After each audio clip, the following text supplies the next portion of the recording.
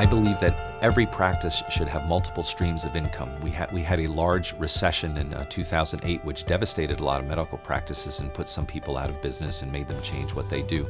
I believe that every practice should have multiple streams of revenue, whether it's payer type, whether it's a type of procedures, and whether it's services offered. Physicians can review medical charts for workers' comp. They can provide medical reviews. They could take care of patients in a hospital environment on call. They can see on-call patients. They can take weekends. They can do Saturday hours.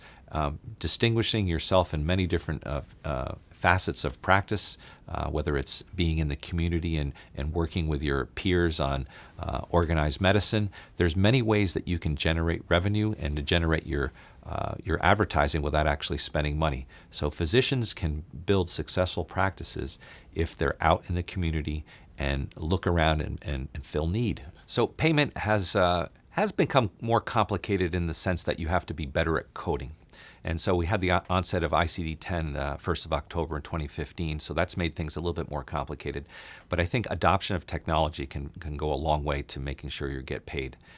So we've got a couple of different factors when we talk about pay. We're talking about the political situation, we're talking about insurance companies, and then we're talking about making your office work right. So there's very little effect we can have on the government. We can try and lobby, but they're going to do what they're going to do. So you need to learn the rules so that you can navigate the rules and receive your payment. So the way the government has pretty much asked everyone to be paid is to do things electronically. So it's key to have a very good system set up in your office whereby you catch all your charges, whether they're hospital-based or office-based, and you get those charges into the system and get them billed right away.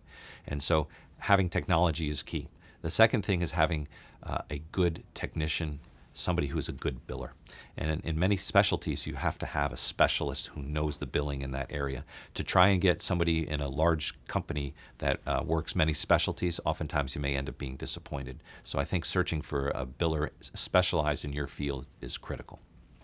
And then insurance companies have always put up roadblocks to having payments and getting payments, but you have to be very, very steadfast and disciplined in looking at your explanation of benefits, your EOBs.